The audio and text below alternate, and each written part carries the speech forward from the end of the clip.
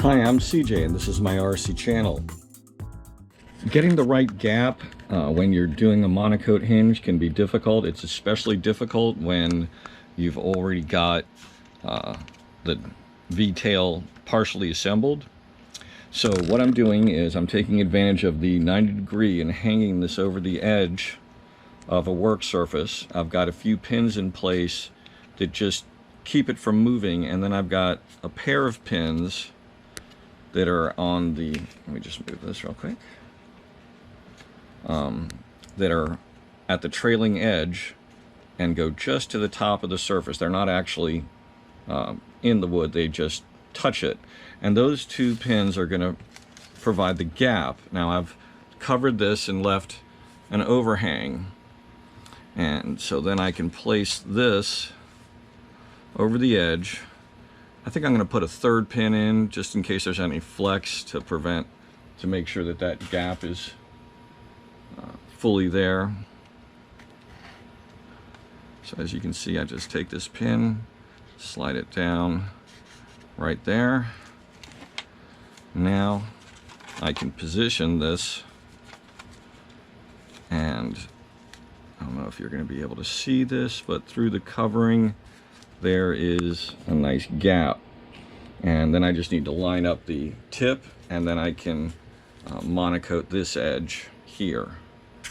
Okay, I'm sorry if the camera was a little jouncy there. So again, I'll slide this up until the tips meet, and then go ahead and seal that. So there you can see that I've got a good action there. So now what I need to do is get covering on the inside of this angle, and that's going to necessitate basically holding the tail surface like this, laying a strip down here, and then ironing that in place, trying to make sure to get the tip of the iron down into that little bit of a gap there. Okay, this is a task that I highly recommend if you are using a covering sock, to remove it, and that way you can get the sharp edge right into that little space. And as you can see, I've got a nice connection there. This is a very solid, completely vertical hinge. Just turn the camera for a second. And as you can see, it's got a very large range of motion, far more than necessary, and yet it's very stiff. There's no play in it. It's not, can't get much better than that for the weight. Now I can trim off this little extra bit of covering edge here on the, it would just be hidden. Never hurts to get rid of any excess. Well, it's all finished. At least the VTail is finished. Monocoque hinges turned out great, or I don't know why I call them monocoque hinges, just habit. Everything looks good. It's nice and taut.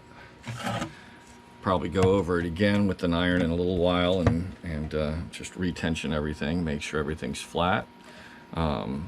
Good way to do that is to hold surfaces down or pin them down, and then run the iron over them a few times, get it nice and hot, and then let it cool in that flat position, and that way everything will tension and to a nice level position. Airfoils are a little harder to do. That's kind of easier to do when it's on the tail boom and you've got the fuselage to hold it, and you can, like, you know, twist it a little bit, run the iron up and down, or a heat gun, and then let it cool, and then check it, and then repeat. It's kind of a trial and error process. But this park light covering is extremely light. It is difficult to work with, though. It's fussy. It likes to wrinkle up. It likes to curl back onto itself. So you know, my advice is, you know, tack it in a couple of places, and then it already starts wanting to just crunch. and trim your edges if you've got a lot of excess slack. Having extra covering over the edge is just a recipe for it to roll back onto itself, stick on itself, and you can even find yourself peeling sections back. I actually, when I was covering the outer wings, wasted at least 1 or 2 entire sheets that were, you know, anywhere from 1.5 feet by 8 inches, because it rolled right back on itself at the edge before I had fully tacked down the edge, so you can't even get it over the edge nonetheless to get a nice seal, you know, wrapping it around. And all you can do is tear it off and try it again. I'm getting ready to glue the VTail onto the tail boom. To prop up the wing and fuse, I'm using these 1x2x3 steel blocks. So that gives me 4 inches of height. I've already test fitted the tail. It actually snaps on very nicely. The way these the wood pieces down here at the bottom, the pre-shaped cut pieces that allow for covering and stabilizing, actually just let the tail boom kind of snap in. It's very nice. One of the just well thought out pieces. In the directions, it says to tape the tail boom, so you have a mark. If you put in that piece of